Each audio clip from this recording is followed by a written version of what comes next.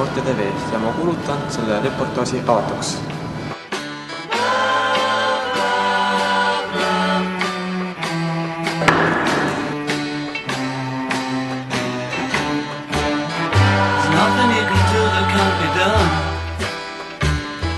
Nothing you can sing that can't be sung.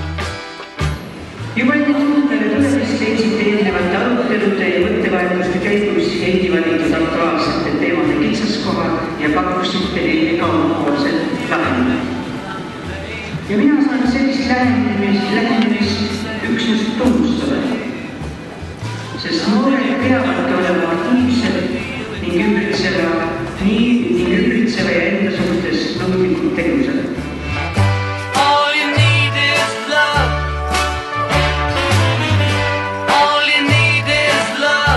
Mida te soovite selle dokumendiga muuta?